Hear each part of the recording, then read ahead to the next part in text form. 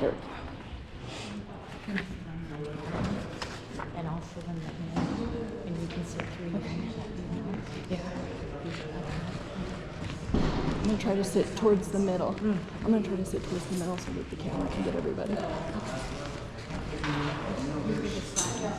Okay.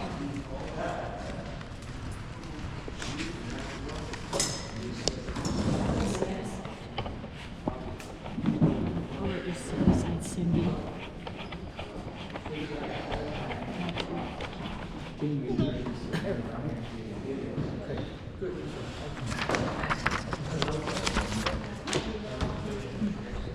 I smell it. Deep heat. Yes. From the Luca. But smells you coming. A mile away.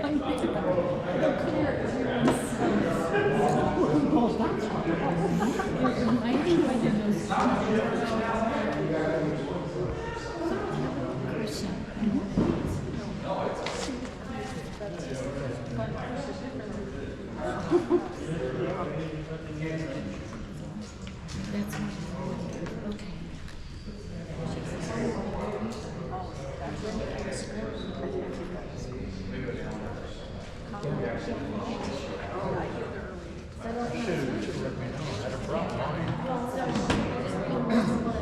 Oh, yeah.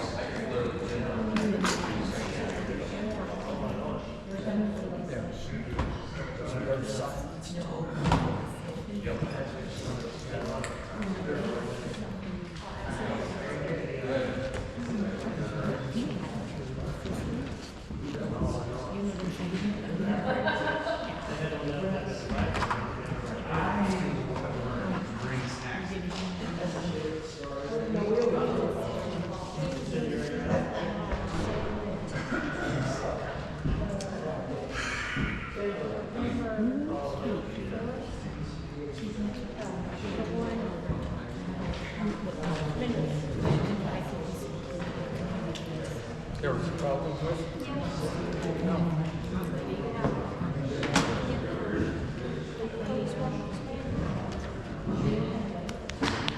You get your daughter all moved?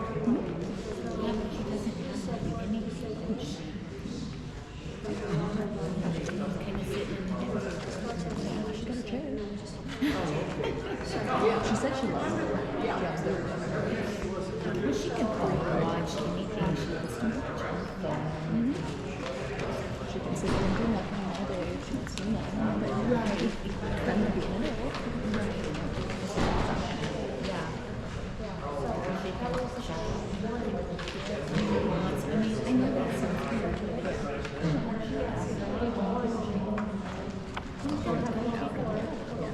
Please do. I beg you.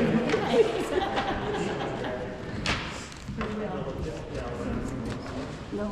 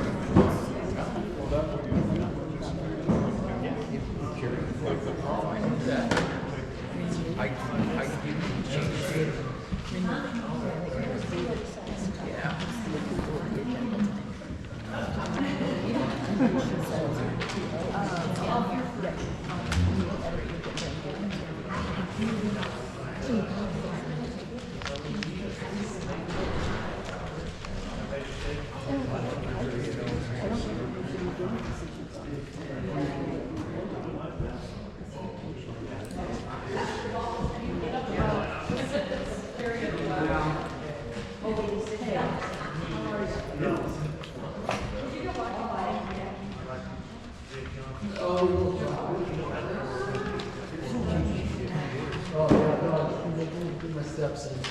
They, so they research, like I was in the original. That was, so,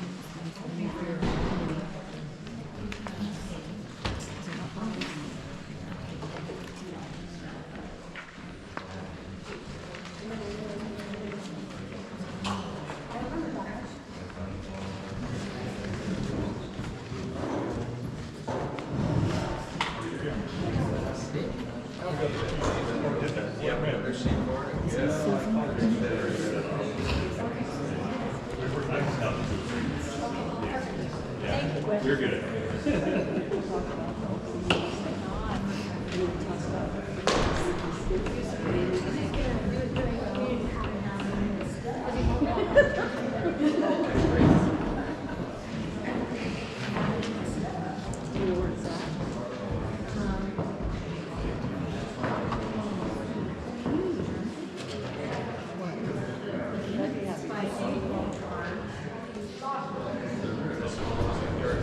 If you don't, that's okay. I just would like to have that brought to the attention as soon as possible. yeah, that's just a cheat sheet that farmers on this one, so. She got me that before.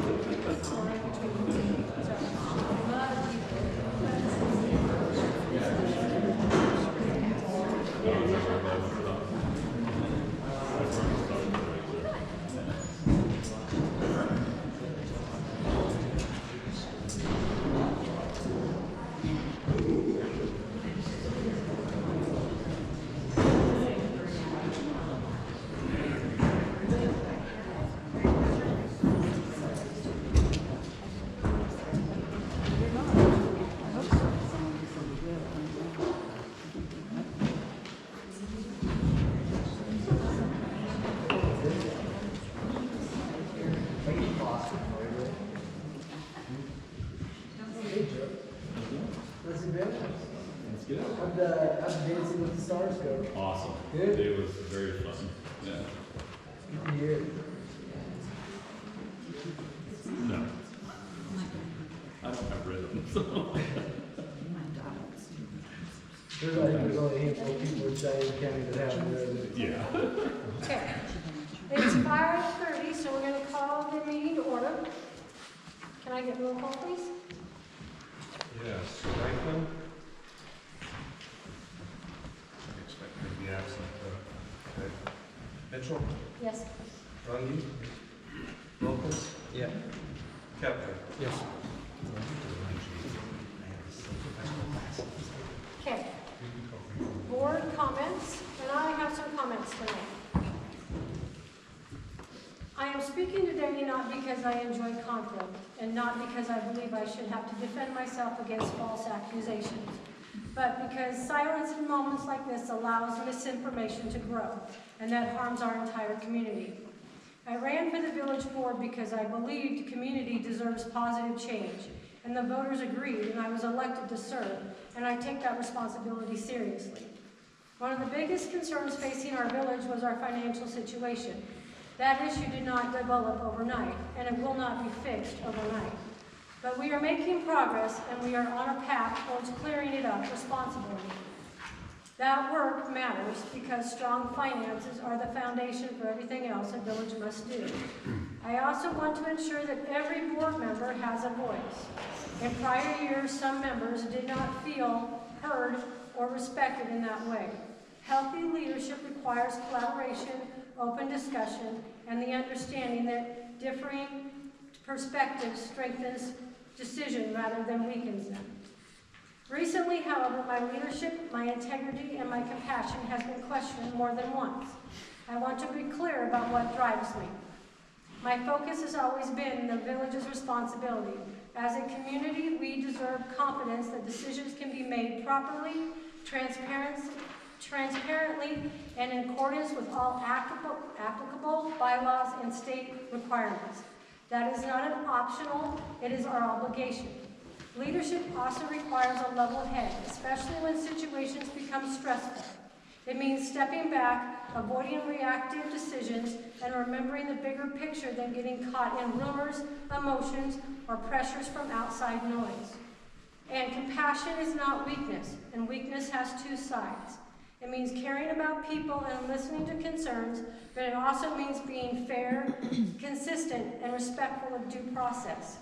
True compassion does not involve accusations without evidence, intimidation, or public shaming. It involves treating people with dignity, even when we disagree. I also want to be honest and clear about something important. I am not perfect.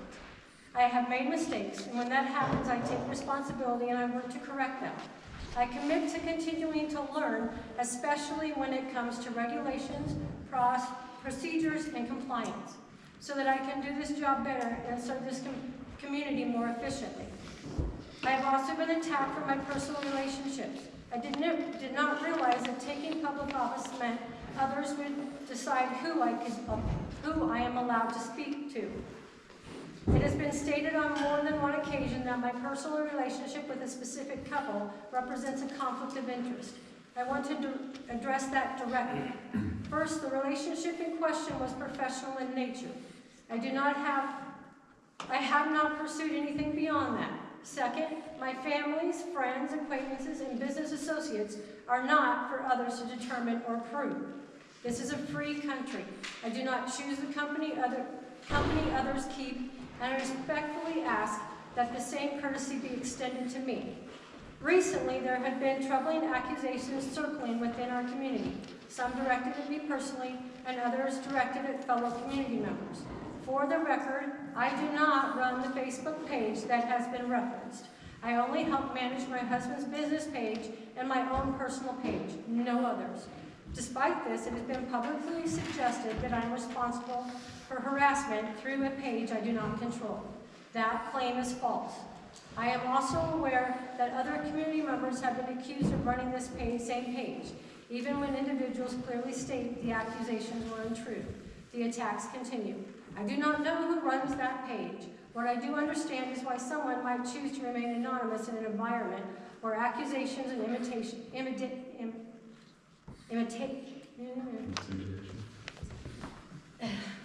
intimidation are used so freely. False accusations cause real harm. They divide us, erode trust, and discourage good people from participating in community life. On a personal level, I have now been accused more than once of inappropriate conduct based on rumors rather than facts. When I stated clearly that I was not present and I was questioned again and asked if I was sure, and then whether my husband had been there instead. My denial was taken lightly and the accusations resurfaced and fueled by uncertified claims from the public. What concerns me most is not simply that these accusations occurred, but that they came from individuals who understand or should understand the responsibility that comes with leadership. Allegations should never replace evidence, and rumors should never outweigh a person's word. I do not accuse federal board members when members of the public make claims about them without proof. Often I choose not to engage at all because constant drama does not strengthen a community, it weakens it. And yet the environment this creates has consequences. Many community members have stepped back, not because they don't care, but because they are afraid of becoming the next target. People reach out privately to share their concerns, but they are unwilling to speak publicly. Some have faded into the background entirely. This is deeply troubling. A healthy community is one where people feel safe to participate, to disagree respectfully, and to work towards solutions together. We do not have to agree, but we must be civil. Accountability should bring us closer to a solution, not push people into silence. I'm speaking today not to escalate the conflict, but to ask for something better. For yourself, for myself, and for our community. Let us commit to the facts over rumor, dialogue over intimidation, and unity over division. We are the strongest when leadership is grounded, fair, accountable, and focused on a greater good. That is the work I was elected to do, and the work I remain committed to do. Thank you for listening. Okay.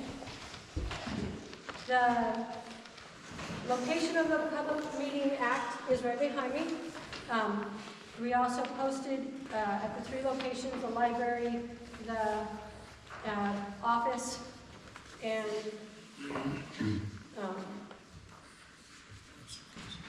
the Nancy Fawcett Library. The board reserves a right to enter into closed session if deemed necessary for any item on the agenda per section 84-1410 of the revised Nebraska statutes. At this time, community comments. Anyone wishing to speak on a topic may comment at this point. The Board of Trustees cannot discuss or act on this matter. There is a 5-minute time limit. When you speak, please give your name and address, please. So my name is Gwen Devey. I live at 631 Latham, Lodgepole, Nebraska. This is part of my conversation that I wanted to have when I'm on the agenda. However, I feel it's important to bring up now and to cover the situation. Anything I am discussing tonight, I have pulled off an agenda item or the meeting minutes. I am not one that's going to bring an accusation without having researched it.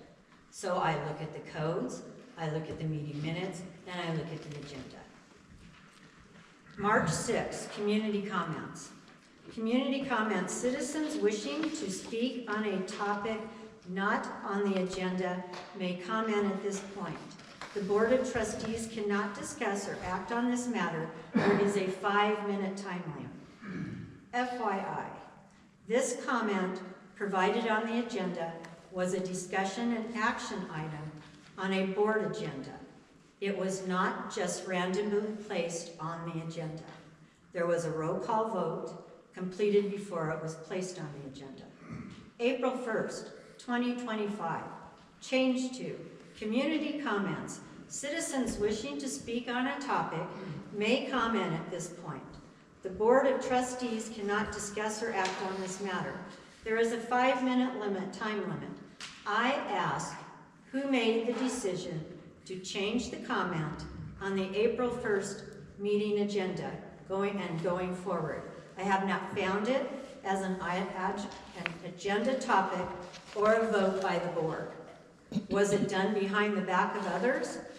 I want you to listen to this carefully.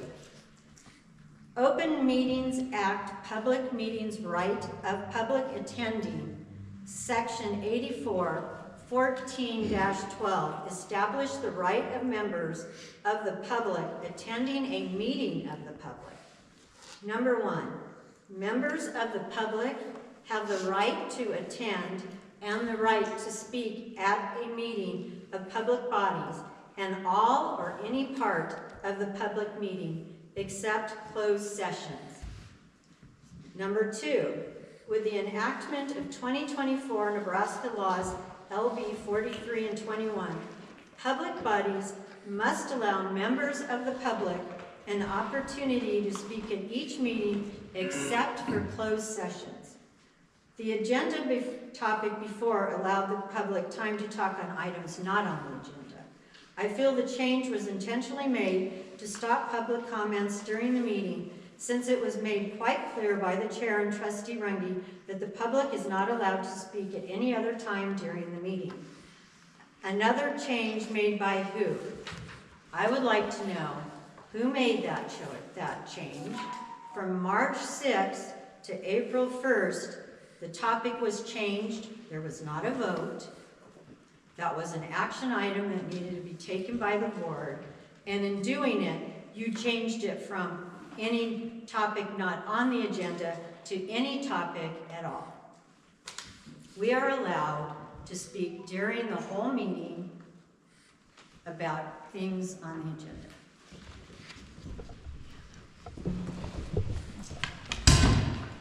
I do it every time. I just want to say that I am really distraught Okay, over the way. your name. I'm sorry, Linda Shellman, Thank 831 Batesville. I'm very distraught over the way Julie was treated and the fact that she felt it necessary today to tender her resignation. I think she was harassed by members of the board and obviously by people in the public. You as a board should have stood up for her, and I did not see that.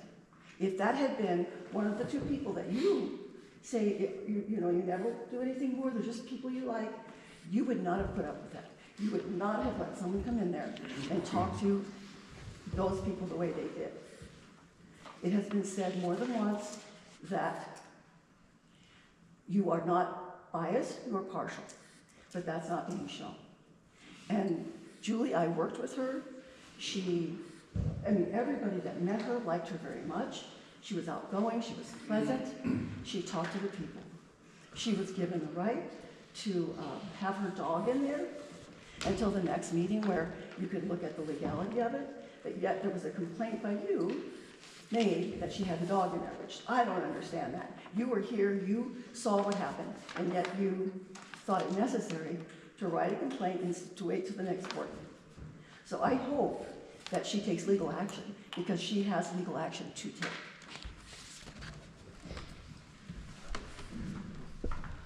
Anybody else?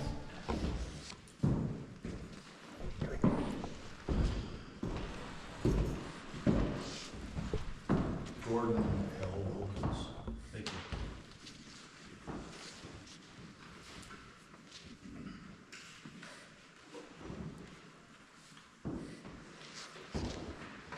It's a hard thing to do, to admit you're wrong. It's very hard. I need to apologize to the board, to the village. In the September 2nd meeting, with some ladies there, I spoke up in support of the Mitchells. I did not know the facts. I was wrong.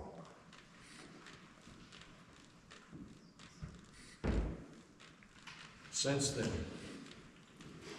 I have observed the behavior on Facebook,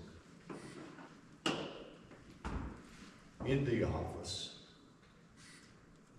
by an individual in this town. Julie Hayes was afraid for her life. And it was affecting her health.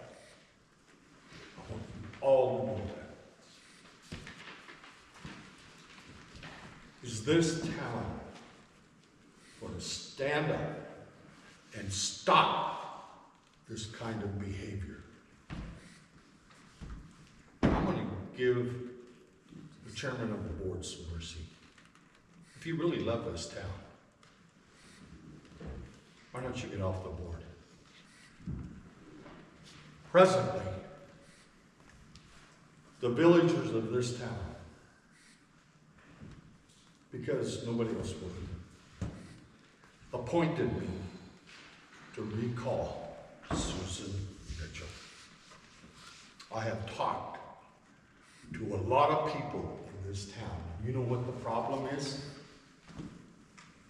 Nobody was informed about them.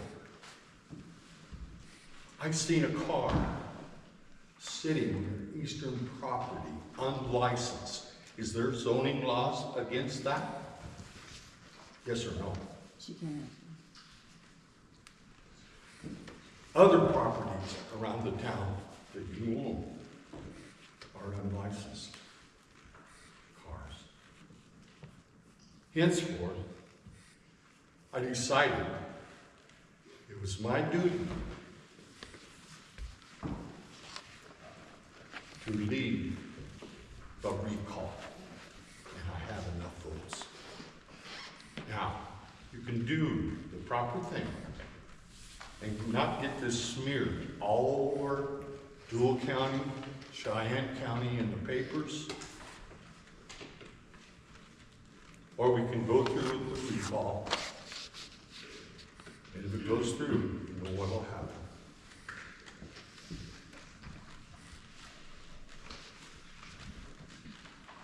Thank you.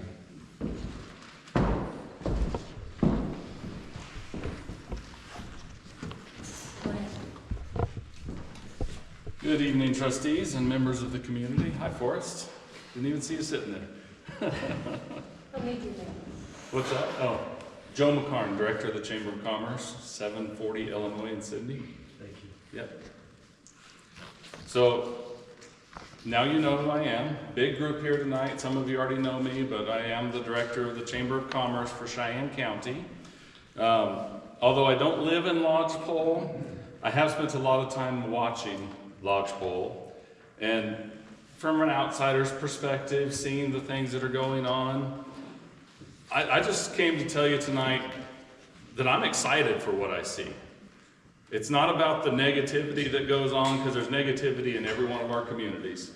But I'm excited for the future. We're standing at the very beginning of 2026. This isn't just a new month. It's a fresh chapter for this village. Sometimes when you're in the thick of day-to-day work, it's hard to see the bigger picture. But from where I stand, the potential here is undeniable. Lodgepole has always been a place of movement and grit.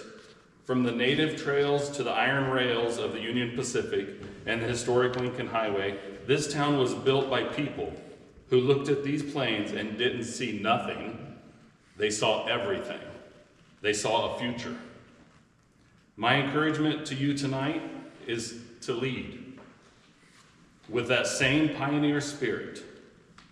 I see a future where Lodgepole isn't just a town of people that people drive through, but a destination that they flock to. I see a future where we are known as the hidden gem of western Nebraska, a place that's thriving, growing, and vibrant. You have the opportunity this year to be the architects of that vision.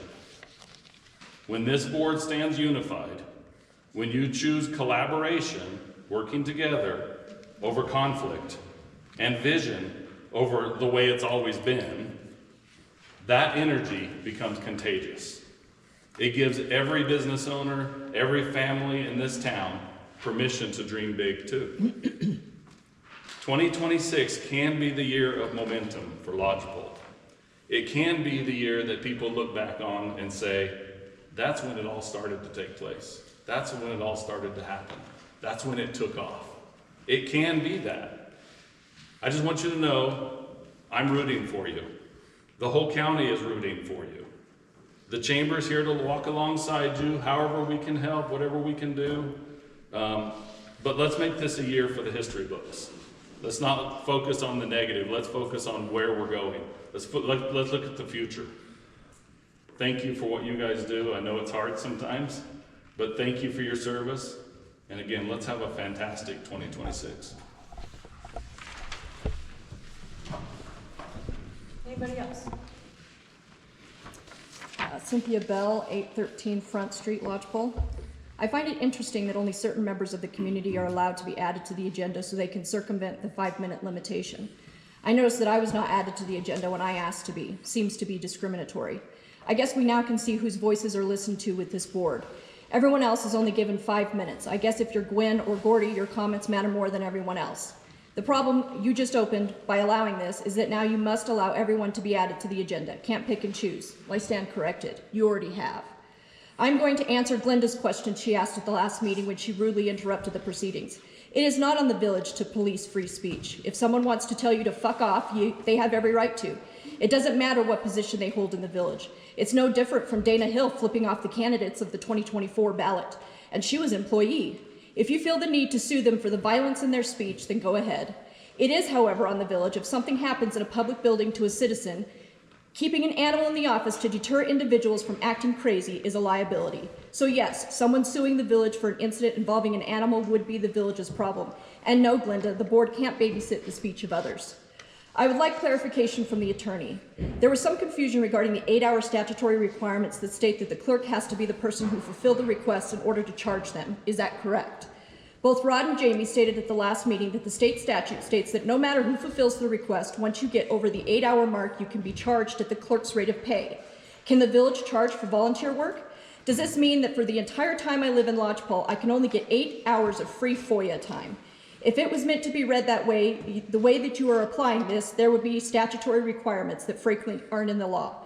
If it is cumulative, as you state, is there a limit? Monthly, yearly, every 2 years, forever? Where do you draw the line? It is concerning to me that it's possible that the clerk may not be able to get all of her work done in a timely manner. After getting 160 hours of training, 144 hours of training more than I did, and having a step-by-step handbook on the majority of clerk/treasurer duties. It is also concerning that the clerk is not completing the meeting minutes. I looked on the village website and the last meeting minutes were from October 15, 2025, and that was done by me as interim clerk. Why is the board allowing the clerk duties to be done by board members, and they are still not being done in the allotted time? Why are you paying her $25 an hour of taxpayer money to have board members do her work? Is it not a violation of the Open Meetings Act to not have your meeting minutes published within 10 days of a meeting? The statute specifies that a village is allowed an additional 10 days only if the employee is absent due to serious illness or emergency. Currently, the village is in violation regarding the November 4th, November 13th, and December 2nd meetings. The clerk not being able to get her work done without someone being in the office with her could also be a liability for the village. How long will she have an emotional support person in the office with her? Will it last a month, a year, the duration of her employment? Sounds like it did. I also wanted to let the board know, on the record, that I spoke to Julie about the end-of-year reports. I explained what they were and what she needed to do. It wasn't in the letter I submitted to you because it was toward the end of the day on the day of the meeting and my last day of training. It concerns me that the clerk would lie about that. I advised Julie to contact G-Works and start the process ASAP because I had to teach myself last year and it took almost the whole month of January to get it done. It concerns me that you're thinking of allowing board members to access G-Works. Apparently you didn't learn from either CPA's office that told you the data being entered was a problem and having 5 to 6 people making entries causes issues. This is what I heard during the very end of the last meeting when the board spoke of communication and creating a cohesive relationship. I heard frustration that the conversation couldn't be done behind closed doors, which then words had to be chosen carefully. Apparently it's okay to scream at each other over the phone or an executive session, but not in an open session. Gotta save face, right? I heard that Susan is a stickler on accountability and Jamie is not. She's a stickler on relationships. Jamie wants the board to hold her accountable if they believe she's not acting in the best interest of the village. Why is it a problem when the community tries to hold you accountable? Why is it considered harassment? The board states that they need to learn how to speak to each other because just speaking to each other hasn't worked in the past. I believe the board should be embarrassed by the incident on December 19th. The board should be embarrassed by their actions since the August 18th meeting. The only reason my husband went to the village office was because the village attorney told him to go to the office. He did not agree with having to pay the $487 deposit you as a board decided, not by vote or in any public meeting, to charge for the FOIA request. A behind-the-scenes meeting and vote with the attorney regarding price is a concern and might cause the legal counsel to become a witness to the Open Meetings Act violation. After entering the office, my husband was approached by someone that is not a village employee, who then walked into the foyer of the office standing less than a foot from him and argued and further instigated the conflict. Then you had 2 board members show up to then crowd him and push him into the corner of an 8-foot by 4-foot foyer. It's concerning that after both board members told the clerk to take the payment, she flat out refused and then closed the office. So now you have a demand for payment, which you refused to show how you came up with the total, a refusal to show the receipt and the breakdown of cost, to refuse to take the payment. The definition of extortion is the practice of obtaining something, especially money, through force or threat. When you force someone to pay a fee without accounting for where the fee came from to obtain public documents, that's extortion. I'm more than willing to pay for FOIA requests, but I think there should be proof that the village employee was the person that did the work and that the work took 8 hours to complete. I have a problem with 19.48 hours the board believes it will take to complete the request. Lies always get exposed. If you lie about something, especially as a government representative or employee, the truth will come out. If you fail to do something correctly or conspire to do something illegally, it will all be exposed. The sad part is that all of this ultimately costs the village in the long run. You've brought this upon yourself. My husband's intent was never to sue and takes taxpayers' money to pay for this board's decisions. But we've learned that the board wants to double down to save face, and the only course of action is through the legal system. There's a lot more to this statement, as I'm only allowed 5 minutes. I wasn't allowed the privilege of having a spot on the agenda. I've sent the rest of my statement to the Lodgepole, Nebraska Facebook page and will be emailing it to the Board of Trustees tomorrow.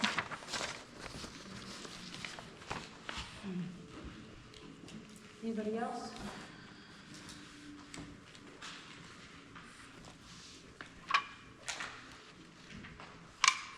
Okay. We need to amend the agenda. We need to extract item number 10 because Tony needs to, Krasky, the street superintendent, needs to make some changes to our year-end certificate. Then we need to add the acceptance of Julie's resignation and removal of from all the accounts, and to discuss the assignment of the duties. And we'll just put that where number 10 is.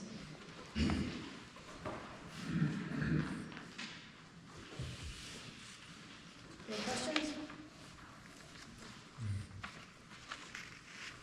Okay, can I get a motion to accept the amended agenda? Susan, I got a quick question on item 9. 9.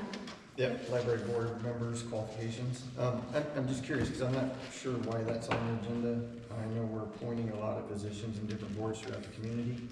Why is the library board's qualifications being reviewed and not others? That was put on there, not by me. I didn't say, I just said I didn't know. I don't know. Or why it's on Have you read the qualifications? No. There's no other qualifications. There are qualifications for the library board to be a member of the board. Okay. So that's why it's in question.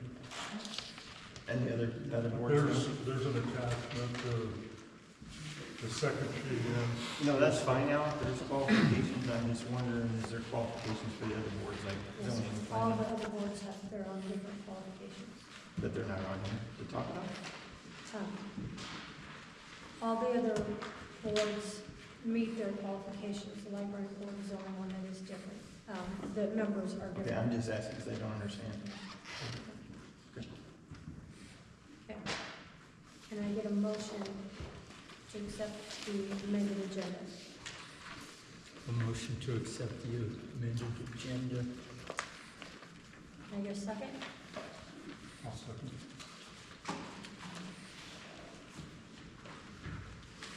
Roll call, Mitchell, Yes.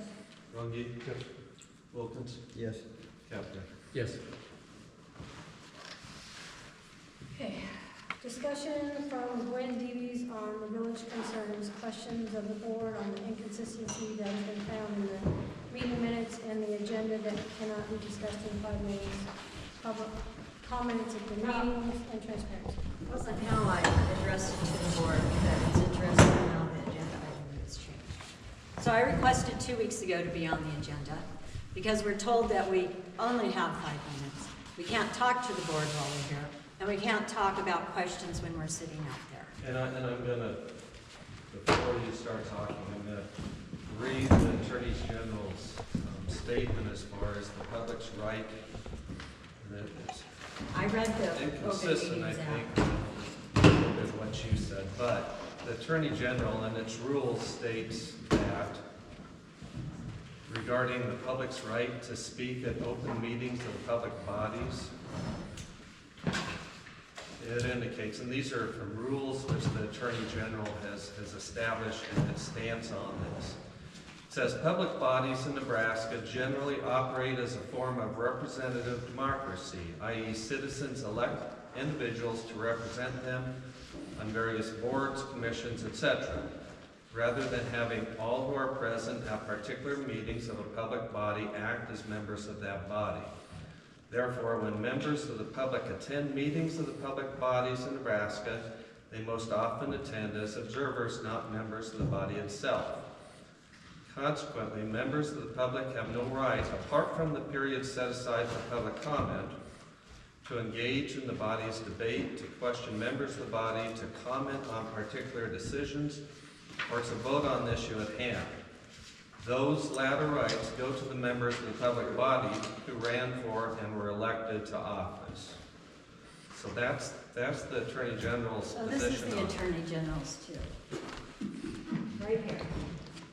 Public meeting rights of the public attendees. Section 84, 14, 12. Members of the public have the right to attend and the right to speak at meetings of the public bodies and all or any part of a public meeting except closed session.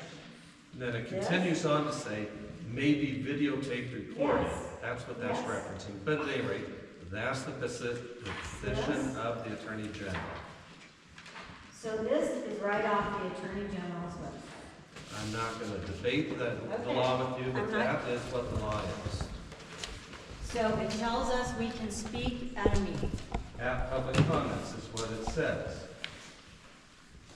all or any part, but okay. That's the recording. So to Susan's comments about just throwing things out, these are all of the agendas, these are all of the minutes. This is the Open Public Meeting Act. It is Ordinance 281. I have printed out parts of the code. And I actually have all of the code at home. So I'm not sure if all of you have read the code. So I am a researcher. I'm not just going to throw crap out. And I'm going to start with the December 3rd meeting, and I'm going to work my way through, because I feel there's been some inconsistencies. I feel that while we're talking transparency, I'm not sure that everything has been transparent. So one of my concerns has been the pattern. And December 3rd, there was discussion on act, and I'm going to read it from the minutes. This is stuff that was posted in the meeting minutes. That is your records. On alternatives for PAC boiler and heating the PAC. Bartling will be receiving estimates on possibly replacing the units already existing and reusing the electrical and ductwork that is already in the PAC. The pump was taken from the boiler, will need to be replaced. This is a residual heat keeping the side without the boiler working at 62 degrees. Bell states the air compressor went out a couple of days ago. Bell replaced the pressure switch on the valve compressor. The residual heat moving through the tunnel seems to be keeping the basement heated. There was no action taken. There was no building policy. December 10th, the discussion item is discussion and action on the PAC boiler and possible alternative heat sources. Bell advises the boiler at the PAC has gone down again. There are several unrelated issues causing it to shut off. The motion by NEAT Need motion to winterize the pack and move the clerk to the office at 814 Sheldon Street. The topic on the agenda was discussion and action on the pack boiler and alternative heat sources. Per the Open Meetings Act, 84-1411, number 3, the agenda LB 898 added language to 84-1411, which states the agenda items shall be sufficiently descriptive to give the public reasonable notice of matters to be considered at the meeting. That statutory change arose out of the sense that lack of specificity, sorry, I can't say that, in meetings agenda was a major issue of concern around the state. The intent of the change was to require public bodies to include sufficient detail in their agendas. So, I'm sitting there, I'm reading the agenda item. I would not have anticipated a motion to winterize the pack and move the clerk. With the motion made, I would not have anticipated the 814 office to be remodeled. December 19th, discussion and action on winterizing the pack. Bell advised that he received a proposal from Snell Services and Midwest Plumbing. The pack discussion was made on keeping the pack open to the public after winterizing. You mentioned it, but you didn't take a vote on it. Bell will be contacting the state fire marshal to verify. It was noted that in order to keep a public building open, we would be required to have a bathroom and heat. Bell would be looking at this. Dana motioned to have Midwest Plumbing and Mechanical winterize the pack. Mitchell discussed closing the pack and states she realizes it's an important building to the community and that it would be unfortunate to see it sit. She believes the village is not financially able to keep the building open or open it again in the future. Mitchell's suggestion is to get the word out and see if anyone is interested in purchasing the building or possibly finding an organization that would be gifted. Discussion and action, this is another item. I'm just hitting some of them that brought my attention. Discussion and action on remodeling and issue with moving to the old office. The motion made December 10th was to winterize the pack and move the clerk to the office at 814 Sheldon Street. Trustee Eric Dana voiced his concern that the decision was made to rip the carpet up without the board's approval. He requested the board discuss items more in depth before moving forward with things. Mitchell had the flooring on hand at her house and will sell to the village at the same price as Home Depot. Per the Village Municipal Code 30.24, all ordinance and resolutions or orders for appropriation or payment of money shall require for their passage or adoption the concurrence of a majority of all elected members of the board. The village chair took actions that required the payment of funds that had not been approved by the board. The floor was already ripped up, so the board needed flooring, and the Mitchells, by chance, had the flooring. Chair Mitchell made the statement that she believes the village is not financially able to keep the pack open. However, Mitchell felt the village had the funds to replace the flooring with the flooring she had available without asking. January 7th, discussion and action on the future of the pack. Bartling suggests getting bids and switching the heating to electrical water heating in the pack. He suggests getting the numbers together regarding energy costs on a monthly basis and having a discussion if it is something the village can afford moving forward. Need suggests renting the rooms. Dana would like to see the community accessible for elderly walkers. He doesn't want to see sold to someone who will trash it. So Runge advised that the building was never added to the budget. I'm going to skip some of that, but no action was taken. During the maintenance comments, Bell has contacted the state fire marshal regarding the pack closing. Their concern, we didn't vote to close the pack. Their concern was having an ADA compliant bathroom. The building should not be accessible to public if it does not have an ADA compliant bathroom. I wonder, did Bell provide any documentation or correspondence from the state fire marshal? There has not, to this point, been a topic to close the PAC or vote by the board to close the PAC. However, the maintenance superintendent is taking steps to close the PAC.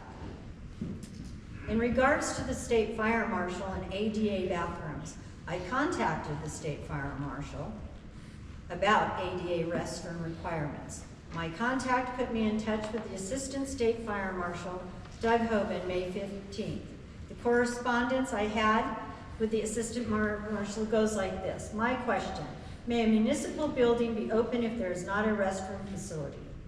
Doug's response, state fire codes do not require restrooms at all. A building can be occupied without restrooms and be in compliance with the state code.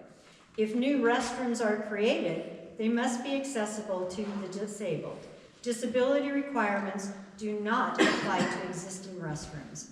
My response to confirm, if there are bathrooms in the building, they do not have to be ADA if the bathrooms are remodeled, they then need to be ADA. And I requested the codes. Doug's response was correct. Existing restrooms that are not remodeled or altered are not required to meet state accessibility requirements. I attached Chapter 1 of Title 156. So Bell stated he contacted the state fire marshal regarding the PAC closing. Their concern was having ADA compliant bathrooms. The building should not be accessible to the public if it does not have ADA compliant bathroom. I have an email string between the state fire marshal and me that shows this communication. I sent the email string to the village clerk. The clerk asked why I contacted the fire marshal. I said, because I'm a person who requires documentation, I'm not going to take the word of someone that they just tell me that they're going to close it. I come from a corporate world where it's cover your ass. I'm not going to go off what he or she said, so I contacted the state fire marshal and found out about the AD bathrooms and got the requirement, which I found there were none. Exactly the reason I don't base a decision off he or she. February 4th, appointment of the Planning Commission. Mitchell appoints Corey Frost, Bo Collum, Casey Madras, Keith Mitchell, and Jeff Sherman to the Planning and Zoning Commission. The action, the vote was taken. Yes by Bartling, Dana, Neat, Mitchell, Runyon. Chair Mitchell did not abstain from participating or voting her husband Keith Mitchell to the P&Z. The Nebraska Accountability and Disclosure Commission states this in regards to conflicts of interest.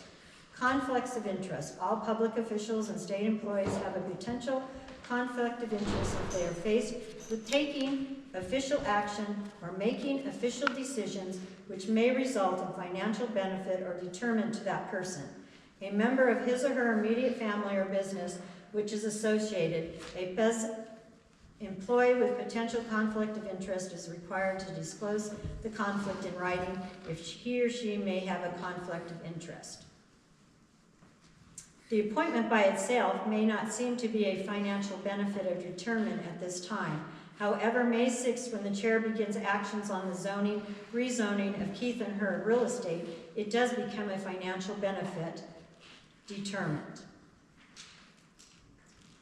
So at that point, I'm going to, I want to do March 3rd. I do not find any action items on the agenda for the PAC. However, I have an email string between Trustee Bartling and Chair Mitchell that was provided by the clerk. And a FOIA request I made myself considered a ridiculous request, but it was answered. The email is about the PAC. January 7th meeting, I just want to remind everybody, members Dana, Neat, and Bartling provided ideas regarding the PAC. Bartling said getting a different heat source and that there was a grant opportunity to cover this cost. No action was taken. Yet February 13, 2025, Bartling receives an email from Chair Mitchell about wanting to access the PAC. She asked Bartling the purpose of his access. Chair Mitchell makes a comment about things happening behind people's backs and such she is trying to make things be transparent. Bartling shares he knows about the approval of the board and shares what he stated at the January meeting. Mitchell asks about money to the village. Bartling states he will share at the meeting all he learns and costs. Bartling, a board of trustees, is denied access to the building. Please remember, December 10th and December 19th, the chair did not have approval to rip the carpet out that she happened to have flooring to use at the 814 office. Bartling's resignation letter. I was denied access to the Panther Activity Center building. It killed the whole project. I received a new policy about access to the building of unauthorized people. So I went through the agendas and the minutes, starting December 3rd to March 3rd. The only policy that was on the village agenda was a board policy that was tabled. There's never an agenda item to approve a building access policy or a vote document in the meeting minutes for a building access policy. Yet a member was denied access with a new policy to the village board. Per 84-1408, Nebraska statute, the primary purpose of public meetings law is to ensure that public policy is formulated at meetings. The formation of public policy is public business and may not be conducted in secret. At this time, I want to point out again, there has not been an agenda item to close the PAC or a vote by the board to close the PAC at any of the meetings from December to now. So I'm wondering why access was denied. Who created the policy and who denied Bartling, a board of trustee, access to the PAC? I would like an answer to this question. The chair stated transparency in her February 13th email to Bartling, things happening behind people's backs. Where is the transparency in this situation? While I was on the board, there wasn't a building policy, and I haven't seen one on the agenda since. Per the Open Meetings Act, it should have been on there. So I did receive some text from, all this is happening, and one of the board members sends his text. I'm over people resigning because they don't get their way. I'm not going to complete the rest of that. However, I'm wondering, was any thought given to the actions that had taken place when this was made, or was this just because someone was trying to save an important asset of the village, and they didn't find anything wrong with their actions? Again, the board has not voted to close the PAC. They had a meeting on March 6th to discuss the PAC, and the chair did bring up estimated dollars on utilities and clarifications on the cost of the buildings. I asked for those numbers, and I never received those numbers. It may have been a good information to put in the meeting notices. I've already covered the Opens Meeting Act. I think as we get into this, as I got closer to May 6th, that's where some things really concern me. Because on May 6th, the discussion and action item on Janet Jensen with Nebraska Community Foundation regarding the PAC. The May 20th is discussion and possible action on the Panther Activity Center. In Jana's comments, she discussed a committee to form the PAC committee, and it be under the village board so that the building could be maintained. That was what she was after. No action was taken. So at that point,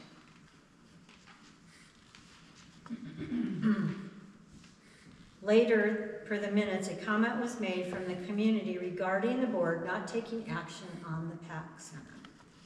Mitchell advised the decision could not be made at this time due to the topic not being on the agenda. However, at the April 1st meeting, the discussion and action, maintenance and clerk topics allowed for 3 motions to spend money and 1 ordinance for utilities. Discussion and action on community improvement requests and updates. 4 motions were made off the above agenda item. None of them were topics on the agenda. So April 1st, Discussion and action on maintenance updates. 3 motions were made from one topic item on the agenda. Maybe it does not violate the Open Meetings Act, but this topic specific enough that the public reads and knows that Runge will motion to contract with the electric pump to service the sewer lift stations, and the money's gonna come out of the sewer reserve. Dana will move to approve the $2 hourly rate increase, or that Wilkins will motion to purchase a gate to secure the entrance to the old water tower. The discussion and action on the clerk update. Dana motioned to charge a 10% late fee on utility accounts not paid by the 15th. Does the agenda topic give the public that the board was changing a utility ordinance? Please be aware of Lodgepole Code of Ordinances 30.22, Introduction of Ordinances is specified procedure for an ordinance to be introduced. After reading the ordinance, I did not get the feeling that it should be provided in the clerk's report. There was also 4 action items voted on by the board for the Community Improvement Board. However, the one action item didn't have the topic in it. December 10th, the item didn't have the topic on it, but it was voted on.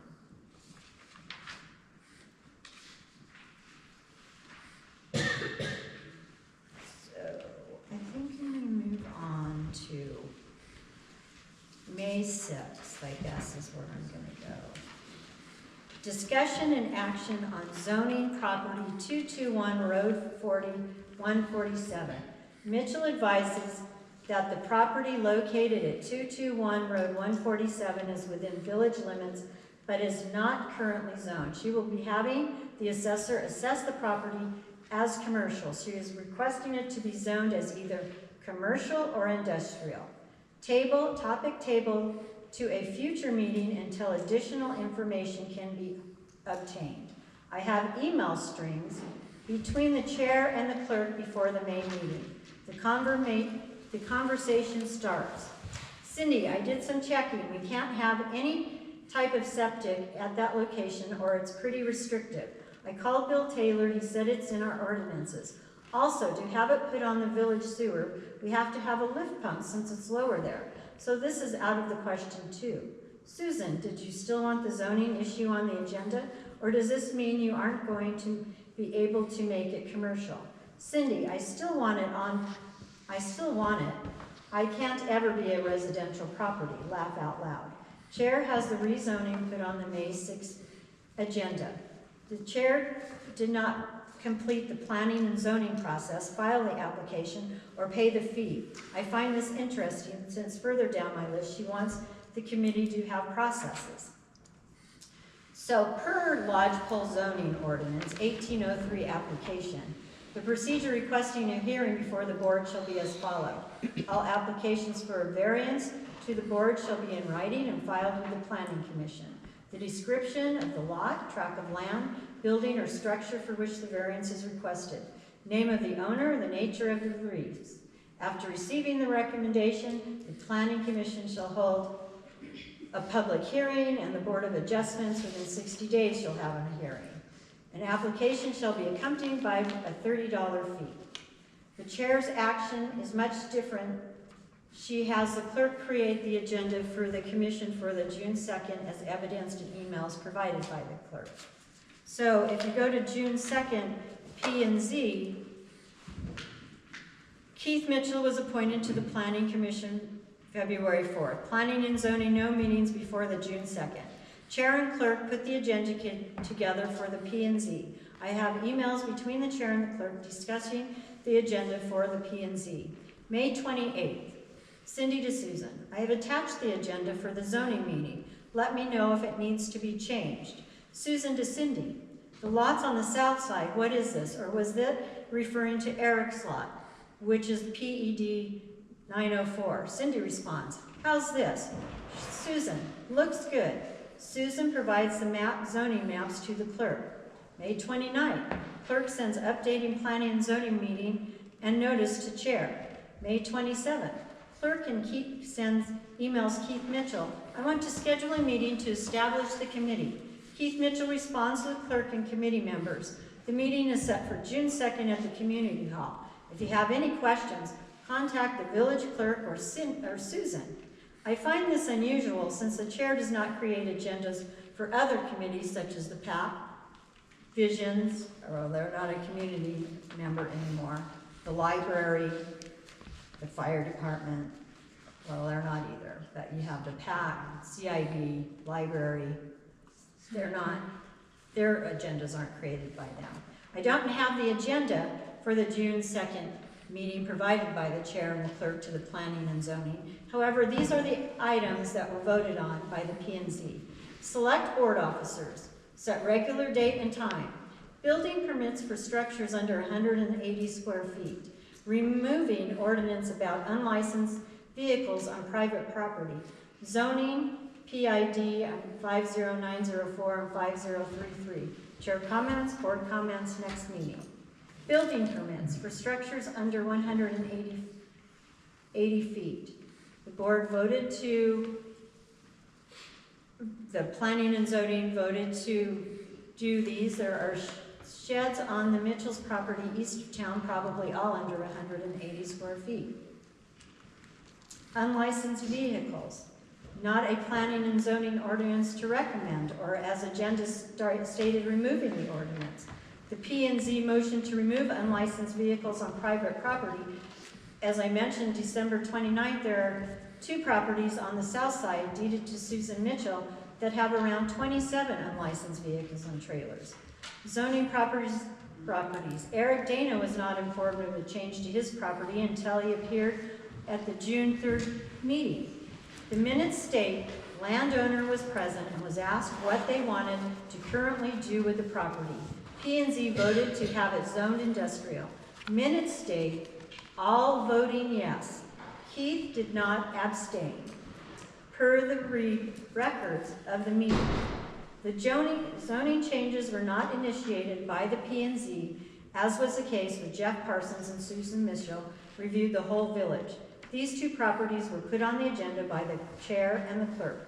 The applications were not completed by the owners and submitted to P&Z. I assume since it was put on the agenda, the application fee was not paid. At the August 25th, 2025 P&Z public hearing, I asked the committee who submitted the request for zoning changes. Casey Madras said they do not know who provided the zoning changes. It was provided to them on the agenda they received from the clerk, which the email information I have confirms the clerk sent the agenda to P&Z. So 3 agenda items on that impact Mitchell's personally. Please remember the chair told the clerk the agenda looks good. At the December 29th meeting, the chair shared she did not have a personal agenda. However, she approved the items that were on the P&Z agenda that impact her properties. Did the board know and have provided the agenda for the P&Z meeting and had approved the agendas on the agenda? Did the board know? The chair of the P&Z, Keith Mitchell, voted on every agenda item to strike Ordinance 132, change building permits, and rezone his property. To repeal or rewrite laws to resolve personal code violations is a direct conflict of interest and misuse of chair's office. So at the then the next day, it's already on the June 3rd meeting. Keith Mitchell, Board Chairman of Planning and Zoning Commission, provided their recommendations regarding the zoning of 2 properties, requirements for building permits on accessory buildings under 180 feet, and unlicensed vehicles. Keith advised that Lodgepole requires a building permit for any buildings of any size. The commission requests to be changed or something larger than 180 square feet. Keith Mitchell also advises that after research, there is not a state statute that restricts unlicensed vehicles on private property. Suggestion is made to either get rid of the ordinance or put a number on the vehicles that are allowed.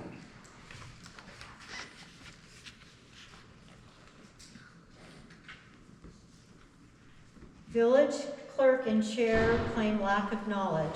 I find that an untrue statement from the chair. When she had been on the planning and zoning the year before and the attorney provided the steps that were included on the May 24 meeting minutes. May 6, 2024, Jerry Ostick provided the below information to Jeff Parsons and Susan Mitchell how a rezoning was required to take place. I also find on that agenda discussion and possible action on illegal dumping and fixing the manure spreader. Mitchell gave information regarding a call to the Cheyenne County Sheriff's Office. The call was because a citizen had dumped their trash at the green dump. The individual was cited and the trash was picked up by the maintenance superintendent. Mitchell suggested requesting a $200 in restitution. I find this a conflict of interest or sort of unethical for the chair to suggest a restitution on another individual for an action when the chair is out of compliance on village ordinances herself, such as unlicensed vehicles and containers per code 5.09. I assume that the buildings are smaller on the 180 square feet that are sitting on the property east of town. So I guess, that to me is the biggest issue right there. We're saying we don't have a personal agenda. The chair has created the agenda for the Planning and Zoning Committee that have 3 different ordinances and zoning of property that impact her. In one point, with the PAC, Mitchell had stated that once the committee board is appointed, they will then be able to work towards their goals. Mitchell would like to work with all the committees under the village to establish clear procedures and processes, ensuring there is no question about how to accomplish their goals. I would look at every committee out there and ask them, have you felt that you have had help from the village chair in meeting your goals?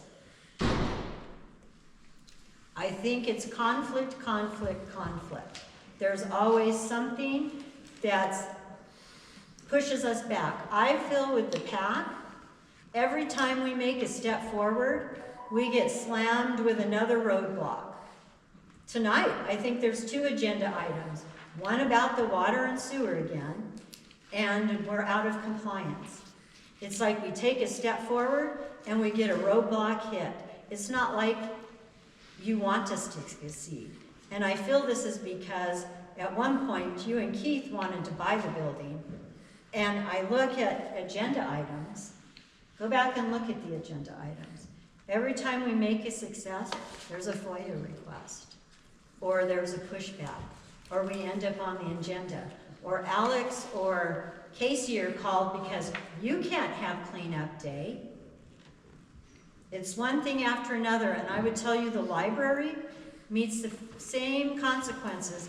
Every time there is pushback from somebody, we stand up and we ask a question. We stand up and we wonder why that was voted on like that. There's a retaliation effort against each one of those committees that does that. So Casey and Alex, I'm sorry. I'm sure we will end up with more FOIA requests tomorrow. Nate Fox states that village employees, committees formally appointed by the village, and board members are the only ones covered under the insurance. So we were denied access to the PAC for a while until we were appointed. Yet I'm wondering with this statement, why Mark Bartling was denied access to a public building when he was a board member and he was covered on the insurance that had not been closed. There has never been an agenda item to this date that closed the PAC, but we are continually fighting to open the PAC.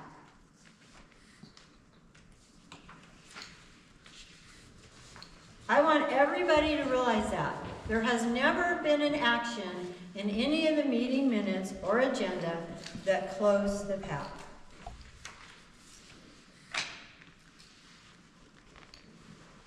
But discussion started on December 19th about selling the PAC. The finances of the PAC, this is the one building in this community that can provide an income for this village. It can bring people in, it can have events. I mean, Casey mentioned some of the things. It could have a farm ag day. We've already been contacted about intramural basketball. It's the one thing that could make money, and it keeps getting hit with roadblocks. Taxpayers need to know this, and taxpayers need to know that. Taxpayers, do they know how much money was spent on the ordinances to pay Jerry to get the ordinances changed? We don't charge churches water and sewer, but yet we're concerned with one of the public buildings in the village that could ultimately bring more people in. People would maybe move to this village for that building. So I know I had a lot more, but I'm going to stop. But I want to request the policy that is the access policy. I want to request a copy of that. I would like a copy of the chair's conflict of interest form that she filled out when the flooring was put in. I'm wondering if you have those for the ordinances and the zoning. I would like a copy of, so the building policy. I want to know who made the decision to change the community comments. Because if I was on the board and it was a requirement that we had to have an agenda item and a roll call vote to change that community comments section, why was it just changed from March to April? Because that was a requirement when I was on the board. I want to know who owned the Airbnb that Linda Johnson stayed at in Chapel, and I'd like a copy of that payment. I want a copy of the accounting bills that are being paid because the books had not been balanced since October of 2024. I want to know what's that costing us. I believe the actions of the village chair and the P&Z chair to strike ordinance 13216 and change ordinance 509 and rezone their properties are personal agenda items. What did these actions cost the taxpayers? Per emails between the clerk and chair, it is evident that the chair did not abstain from participating for those issues. And Jerry, I would ask, I spoke with the Nebraska Accountability and Conflict Director, and you shared in those meetings that they could speak. But when I spoke to him and visited with him, I asked, what is the definition of participation? And we had a conversation. And they should not have been discussing in the meetings the rezoning of their properties. They should not have been involved in any of that discussion. And if they were, they should have stepped out of their positions, and they did not.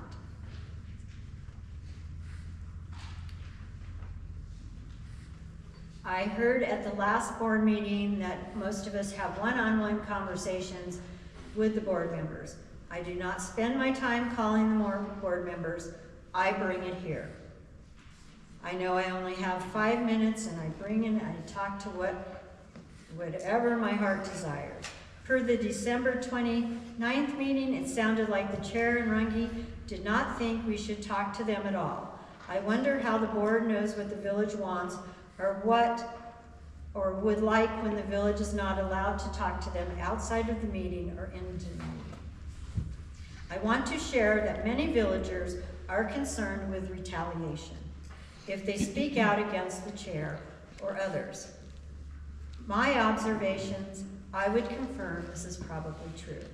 The more I ask or comment, the more the PAC committee is impacted. The more Glenda and Kelly speak out, the more the library is impacted. My observation, I also noted that the Bundegards and Bartlings have had strategically placed containers behind their homes.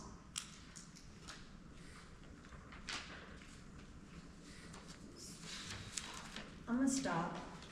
I think Gwen, I I have a brought it up. question. I have a question for you.